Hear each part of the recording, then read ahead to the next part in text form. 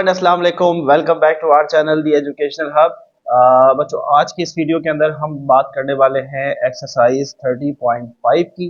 Yes, this is one of the most important exercise because you are going to get one numerical from this exercise in your board exam. ठीक है, इन सवालात में से एक सवाल लाजमी आपके बोर्ड एग्जाम का हिस्सा बनेगा इंशाल्लाह। इसी तरीके से इससे पीछे जो उसकी दो एग्जाम्पल सॉल्व हुई हुई है, आपने उनकी भी प्रैक्टिस करके जानी है बिकॉज इस एक्सरसाइज में से एक सवाल लाजमी आपके बोर्ड एग्जाम का हिस्सा बनता है। तो बहुत तवज्जो के साथ एक्सरसाइज देखनी है, समझने की कोशिश करनी है। बहुत इजी एक्सरसाइज है, ठीक है, कोई डिफिकल्ट नहीं है। जितनी चीज़ें अब तक पढ़ी हैं 9 में 10 में मिला के, तो तकरीबन वैसे ही काम चलेगा। ठीक है, तो चले शुरू करते हैं। लेकिन एक्सरसाइज शुरू करने से पहले बच्चों, एक कॉन्सेप्ट जो है उसको आपने समझना है, और वो कॉन्सेप्ट है एंगल ऑफ एलिवेशन। मैं आपको लिख देता हूँ, angle of elevation and angle of depression. ठीक है, angle of elevation and angle of depression. अब इनको जरा समझना है। देखो, एलिवेशन का मतलब क्या होता है? एलिवेशन का मतलब होता है किसी चीज को उठा देना ऊपर की तरफ। ठीक है, तो जब भी बात होगी कि कोई शख्स यहां खड़ा हुआ है, यहां है समझ लो, यहाँ एक खड़ा हुआ है जी अब्दुल कद्दूस साहब, वो यहाँ खड़े हुए हैं, और यहाँ से खड़े से मुराद ये कि वो यकीनन ग्राउंड पे है, किसी सरफेस पे है। ठीक है, यानी कि किसी न किसी सतह के ऊपर खड़े हैं, भले वो अपने घर के पहले फ्लोर की छत जो है फ्लोर है उस पर खड़े हुए हैं, जमीन पे खड़े हुए, कहीं पर भी खड़े हैं। अब जब भी वो यहाँ से किसी ऊंची चीज को देखेंगे, मिसाल के तौर पर यहाँ एक टावर लगा हुआ है, वो इसको देखना चाह रहे हैं, वो इसको देख रहे हैं, तो बच्चों यहाँ जो ये एंगल बनेगा, इस एंगल को हम कहते हैं एंगल ऑफ एलिवेशन। क्यों? क्योंकि ये ऊपर देख रहे हैं, इसलिए हम इसको कह रहे हैं एलिवेशन। अब डिप्रेशन क्या है? डिप्रेशन का मतलब यही है, इसका अपोजिट कर लो, कि अब यही अब्दुल कद्दूस साहब हैं जो अपने फर्स्ट फ्लोर पे खड़े हुए हैं, लेकिन अब खड़े हुए हैं वो बालकनी में। ठीक है, और अब वो नीचे की तरफ देख रहे हैं। अब वो क्या कर रहे हैं? अब ऊपर की तरफ नहीं देख रहे, वो फर्स्ट फ्लोर पर है और वो नीचे ग्राउंड की तरफ देखने की कोशिश कर रहे हैं। तो हम उनका एंगल यहां से कैलकुलेट करेंगे इस तरीके से। इस एंगल को हम बोलेंगे एंगल ऑफ डिप्रेशन। अब बच्चे कंफ्यूज क्या होते हैं? बच्चे कंफ्यूज ये होते हैं, और इसकी डायग्राम ऐसे बनती है। ठीक है, डिप्रेशन वाला एंगल ट्राइंगल से बाहर होता है, ये बात याद रखनी है, और एलिवेशन वाला ट्राइंगल के अंदर ही होता है। अब बच्चे कंफ्यूज होते हैं, सर इसको याद रखना तो बड़ा मुश्किल है, हमें कैसे पता एलिवेशन क्या होगा, डिप्रेशन क्या होगा? तो मेरे बच्चों, प्यारे बच्चों, याद रखो कि एलिवेशन का एंगल जो है ना, ये हमेशा बराबर होता है डिप्रेशन के एंगल के। मजे की बात ये, यानी कि जितना एंगल ये है ना, उतना ही एंगल ये वाला भी होगा, ये वाला भी होगा, ये नहीं होगा, ये 90 डिग्री है। ठीक है, ये वाला, यानी कि एंगल ऑफ एलिवेशन हमेशा बराबर होता है एंगल ऑफ डिप्रेशन के। ये मजे की बात है। तो तुमसे वो कहे कि एंगल ऑफ एलिवेशन निकालो, तो भी तुमने ये कैलकुलेट करना है। वो तुम्हें कहे एंगल ऑफ डिप्रेशन निकालो, तो भी तुमने ये कैलकुलेट करना है। लेकिन पता होना चाहिए, कॉन्सेप्ट होना चाहिए ना मेरे प्यारे बच्चों आपको, कि डिप्रेशन है ये वाला, लेकिन ये और ये क्योंकि बराबर होते हैं, तो ये निकाल लो तो ये आ जाएगा। लेकिन ये हम इसलिए नहीं निकालते क्योंकि इसकी शेप हमारे पास कंप्लीट नहीं है, ये कंप्लीट हुए तो हम इसको निकाल दें। Is it clear? तो ये कुछ आपकी बेस बुनियाद मैं चाह रहा था कि बन जाए, ताकि फिर आप सवाल को बहुत अच्छे से समझ सकेंगे और क्लियर कर सकेंगे। चले जी, हर सवाल में डायग्राम लाजमी बनानी है। ठीक है, डायग्राम ही इंपॉर्टेंट है। तो और हर सवाल के अंदर राइट एंगल ट्राइंगल बनेगा। ठीक है, तो मैं पहले से ही यहाँ पर एक बना देता हूँ इस तरीके से। आप अपोजिट भी बना सकते हैं, यानी कि परपेंडिकुलर यहाँ ऐसे भी बना सकते हैं। ठीक है, कोई फर्क नहीं पड़ता। और इस ट्राइंगल को नाम भी दे दो, ए बी सी, अपनी मर्जी से, एक्स वाई जेड कुछ भी दे सकते हैं। चले भाई, पहला सवाल, from the top of the light house. ठीक है, लाइट हाउस 102 मीटर हाई। भाई एक लाइट हाउस है, लाइट हाउस पता है कहाँ होता है? लाइट हाउस होता है समंदर के अंदर, समंदर में होता है रात को, ताकि जो मछेरे जब फिशिंग के लिए निकलते हैं तो अक्सर रास्ते में वो जो है रास्ता भटक जाते हैं। जाहिर सी बात है, आपको पता है समंदर में कोई रोड तो होता नहीं है, तो लाइट हाउस बेसिकली उनकी डायरेक्शन के लिए होता है, वो उनको बताता है कि आपने इस डायरेक्शन में मूव करना है। भारत, तो लाइट हाउस के ऊपर कोई बंदा बैठा हुआ है जी, और लाइट हाउस का रेडियो उसके अंदर भी लगे होते हैं, जो रेडियो सेंटर्स होते हैं वहां पर भी होता है भारत। तो यहाँ पर एक बंदा बैठा हुआ है। ठीक है, अब आगे वो क्या कहता है, और कह रहा है रेडियो की ये जो, सॉरी, आपके पास जो मीटर है, लाइट हाउस का जो टॉप है, इसकी जो हाइट है वो है 102 मीटर। ठीक है, ये हमने लिख लिया। Major the angle of depression, क्या कह रहा है? एंगल ऑफ डिप्रेशन निकालो। ओहो, अच्छा सर, ये तो बड़ा मुश्किल हो जाएगा हमारे पास डायग्राम में। तो सर ने आपको बताया बच्चों प्यारे बच्चों, छोटे से बच्चों, कि ये जो डिप्रेशन है ये इसके बराबर होता है, तो हम ये निकाल लेंगे तो ये भी आ जाएगा, तो हमें बेसिकली ये एंगल निकालना है क्योंकि ये डायग्राम के अंदर है, तो हम इजीली निकाल सकते हैं। आगे बढ़ते हैं। अच्छा जी, measure the angle of depression of a ship is 80 degree और 30 मिनट। अच्छा भाई, इन्होंने ये दे दिया हमें, हमें कहा ये एंगल है 80 डिग्री, 18 डिग्री और 30 मिनट। हाँ, अब एक्सरसाइज 30.1 काम आएगी, ठीक है, 31.1 में भी बताया था। अच्छा जी, आगे बढ़ते हैं। How far is the ship from light house? ठीक है, आप समझ लो कि शिप यहां पर है, ये लाइट हाउस है, टावर है ना, कह रहे हैं ये बताओ ये फासला कितना होगा, जो मालूम करना है उसको हम कह देते हैं एक्स। एंगल उसने हमें बता दिया, ठीक है, डिप्रेशन का एंगल मालूम नहीं करना, एंगल उसने हमें बता दिया है। वो कह रहा है ये बताया कि शिप यहाँ पर है, लाइट हाउस यहाँ पर है, तो इन दोनों के दरमियान में कितना डिस्टेंस होगा।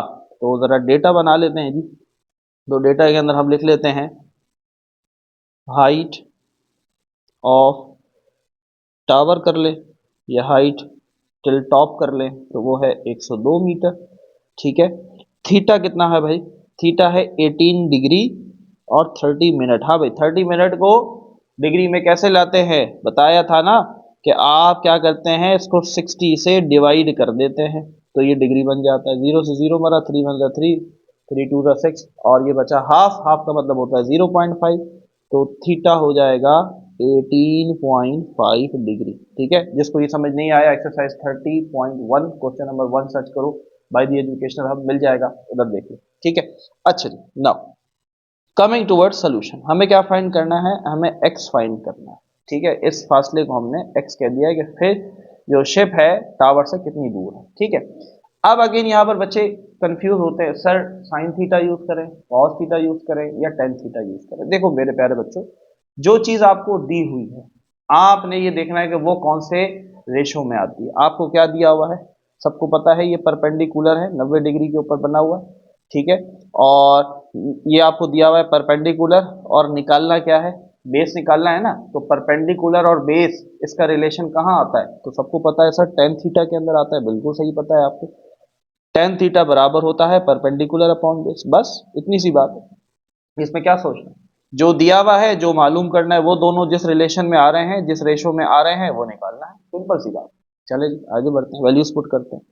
तो टेन थीटा जो है वो है 18.5 डिग्री, परपेंडिकुलर है 102, बेस को मैंने कहा x। ठीक है, अब मुझे x चाहिए तो x को मैं वहां ले जाता हूं और 10 को यहां ले आता हूं, तो 102, और 10 18.5 की बच्चों जब मैंने वैल्यू कैलकुलेट की तो ये आई मेरे पास 0.334। ठीक है, चले जी। So x is equal to 102 को बच्चों जब डिवाइड करेंगे, so we will get 304.84 metre. ठीक है, तो यानी कि ये जो शिप है ये अपने टावर से, लाइट हाउस के टावर से कितने फासले पर है, 304.84 मीटर के फासले पर है। Is it clear? कॉन्सेप्ट समझ में आया बच्चों? फील लेना है कॉन्सेप्ट का, ठीक है, रट्टा नहीं मारना, चीज को लेके चलो, समझने की कोशिश करो कि कौन सा क्वेश्चन को हम किस तरीके से सॉल्व कर रहे हैं। चलो जी, मूव ऑन होते हैं नेक्स्ट क्वेश्चन, क्वेश्चन नंबर 2 की तरफ। So now we have our next question, that is question number 2, right angle triangle। मैंने पहले से ही बना रखा है, ठीक है, बस वैल्यूज देखते जाएंगे। अ लैडर, लैडर किसे कहते हैं भाई, सीढ़ी को कहते हैं। ठीक है, सीढ़ी जो होती है, ठीक है, सीढ़ी जो है क्या कर रही है, एंगल बना रही है 60 डिग्री का। सीढ़ी हम कहाँ पर लगाते हैं, ऑब्वियसली जमीन पर लगाते हैं, तो ये जमीन है और ये समझ लो मैंने इसके ऊपर रख दी है ऐसे सीढ़ी। ठीक है, और ये दीवार है, तो सीढ़ी जो जमीन के साथ एंगल बना रही है ये है 60 डिग्री। अच्छा जी, ठीक है, आगे बढ़ते हैं।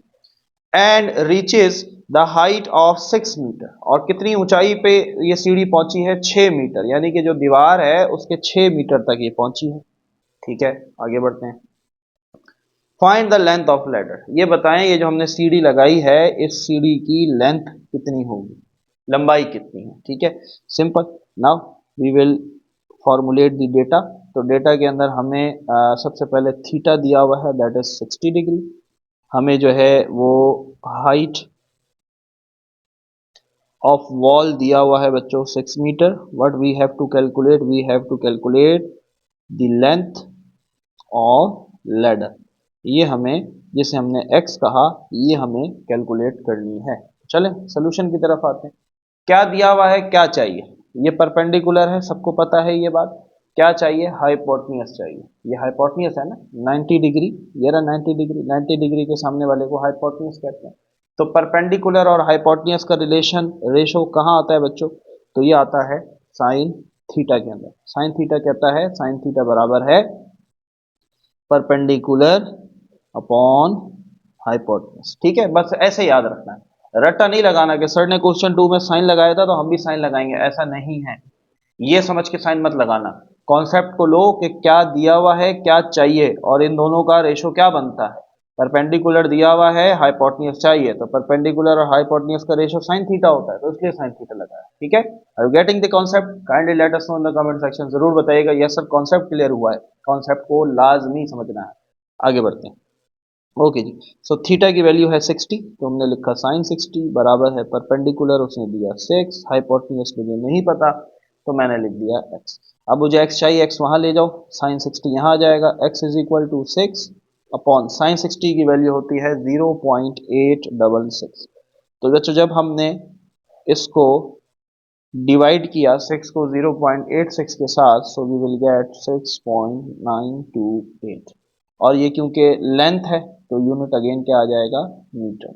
तो ये जो सीढ़ी की लंबाई है वो कितनी है, 6.928। कुछ पॉइंट में आंसर में डिफरेंस आ सकता है, तो वो इतनी कंफ्यूजिंग चीज़ नहीं है। ठीक है, कॉन्सेप्ट क्लियर होना जरूरी है कि आपका कॉन्सेप्ट क्लियर हो।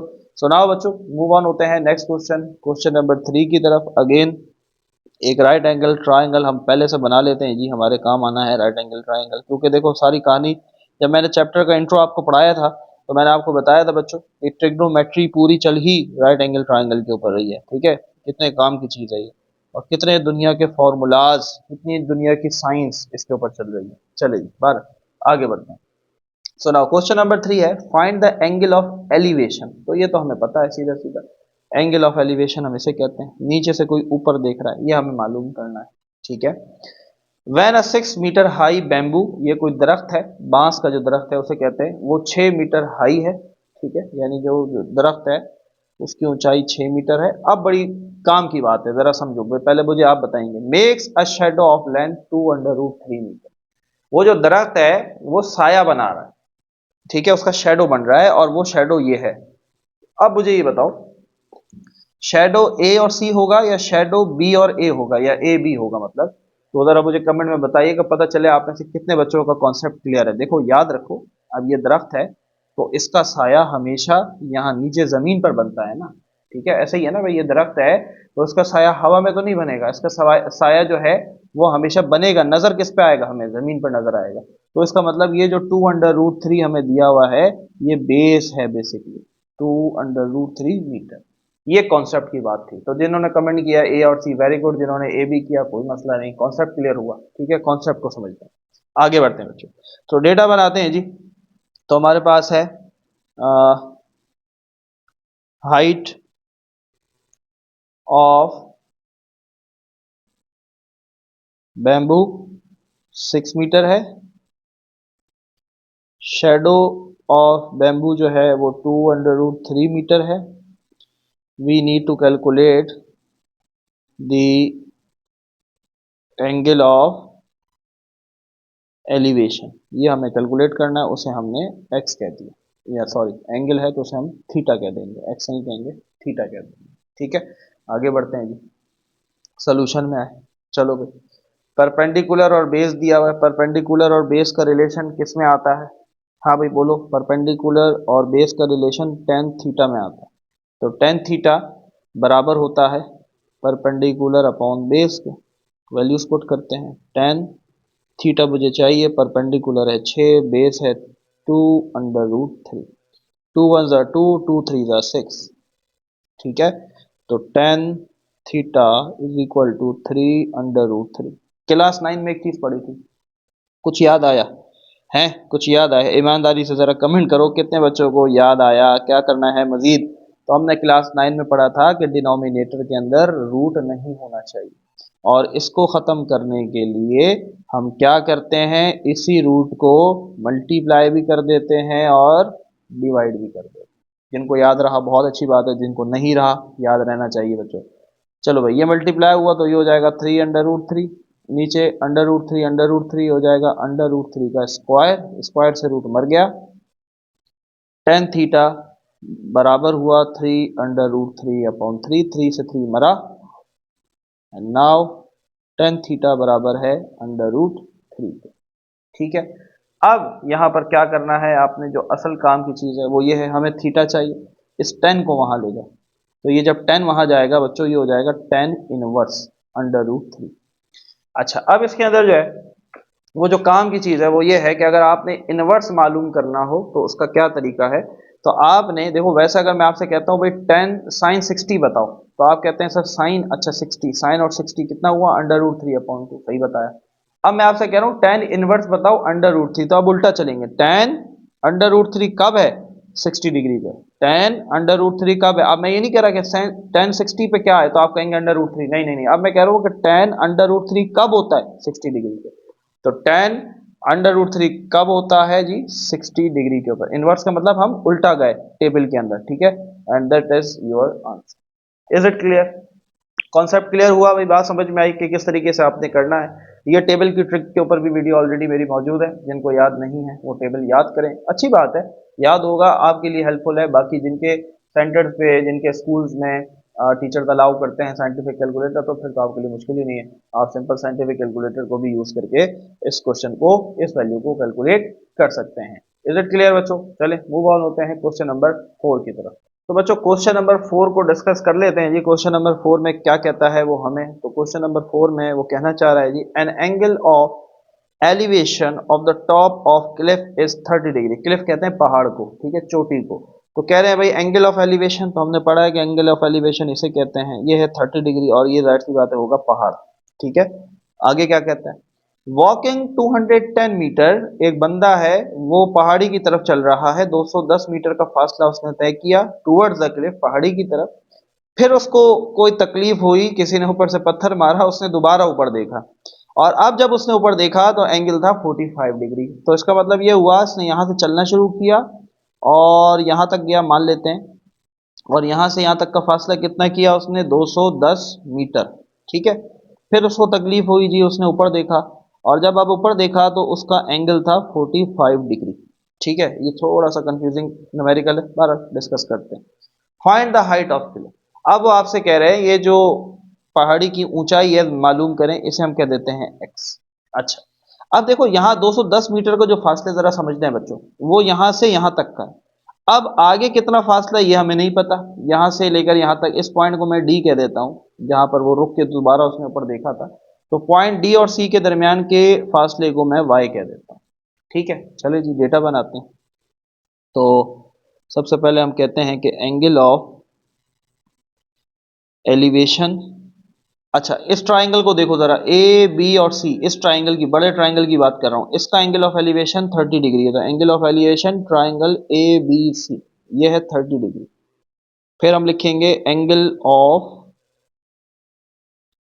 एलिवेशन, अब ट्राइंगल क्या होगा, बी डी सी, तो बी सी डी कर लेते हैं, तो बी सी डी, ये है 45 डिग्री, ठीक है।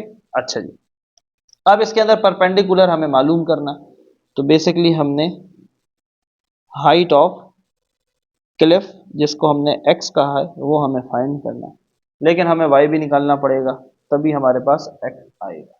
चले जी, अब सबसे पहले हम क्या करते हैं बच्चों, हम ले लेते हैं बड़े वाले ट्राइंगल को, ठीक है, ट्राइंगल ए बी सी, जो बड़ा ट्राइंगल है ना, इसको हम ले लेते हैं, ठीक है। चले जी, तो ट्राइंगल हम कहते हैं, consider triangle A B C, चले जी ए बी सी ले लिया हमने। अब इसके अंदर देखो गौर से, अभी ये समझ लो ये लाइन नहीं है मेरे पास, सिर्फ ये ट्राइंगल है, तो मेरे पास थीटा दिया हुआ है। अब मुझे बताओ, ये चीज मुझे बेस दी हुई है और मुझे परपेंडिकुलर निकालना है, तो परपेंडिकुलर अपॉन बेस, इस रेशियो को क्या कहते हैं बच्चों, इस रेशियो को हम टेन थीटा कहते हैं, ठीक है। चले जी, तो टेन थीटा बराबर है, परपेंडिकुलर क्या है, एक्स है।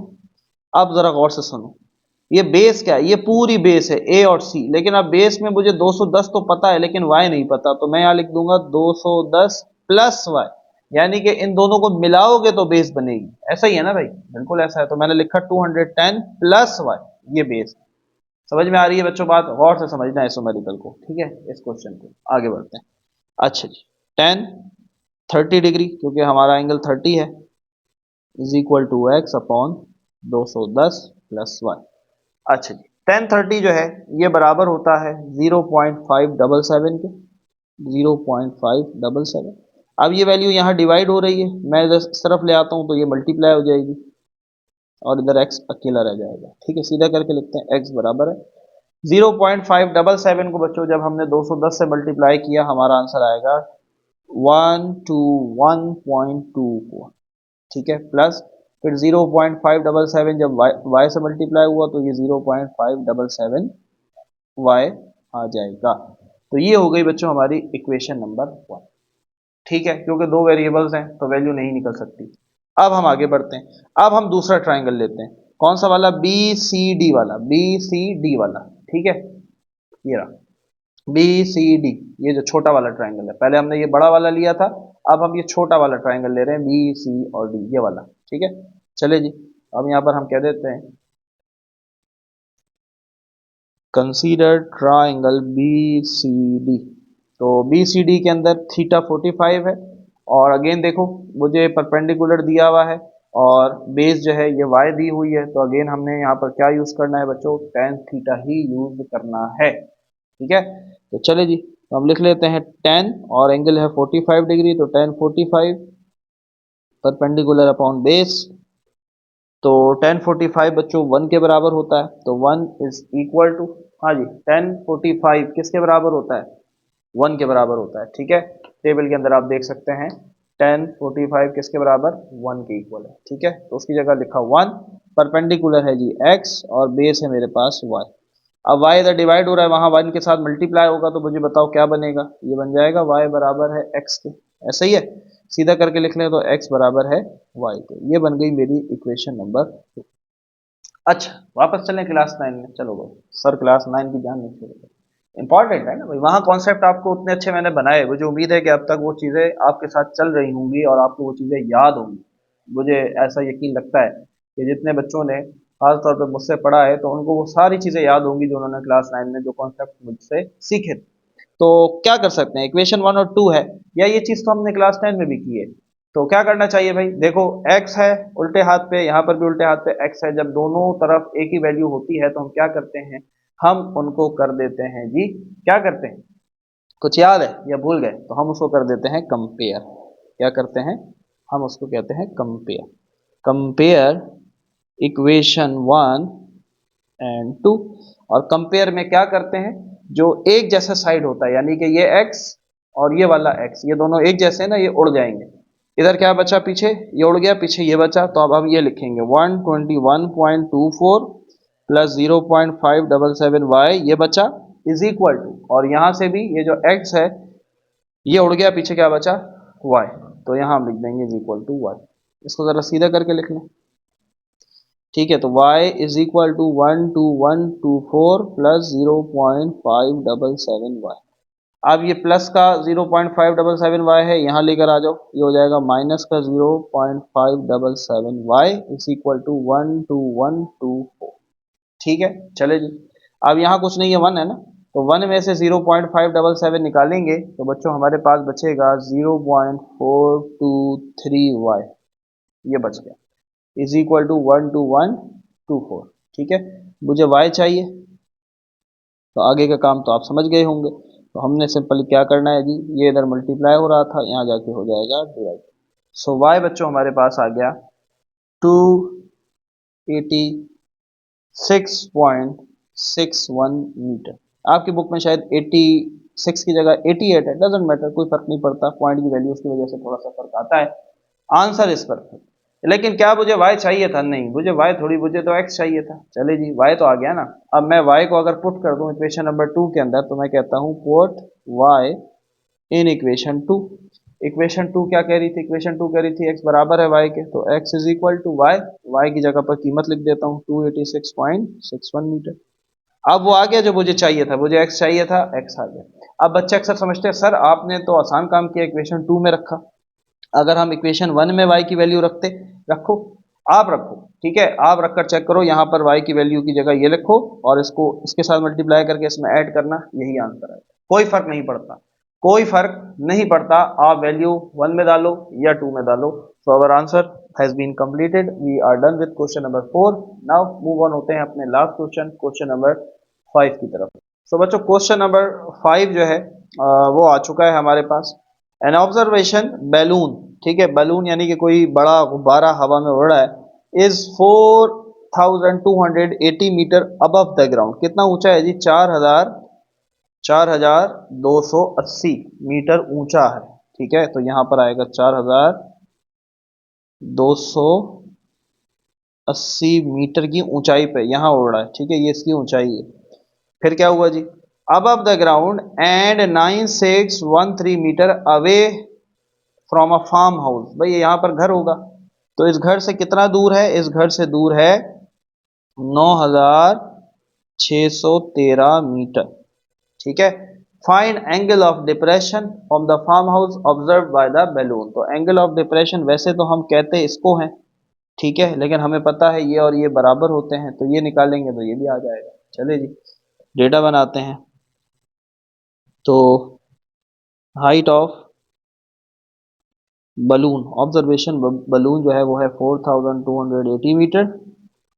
और क्या हो रहा है जी? इसका जो फासला है तो हम कह देते हैं distance of balloon from farm house या हाउस, वो है 9613 metre. We have to calculate angle of depression, ठीक है, जिसे हम कह रहे हैं थीटा, ये हमें कैलकुलेट करना है। Now coming towards the solution, ठीक है। हाँ भाई, परपेंडिकुलर है, बेस है, क्या लगेगा?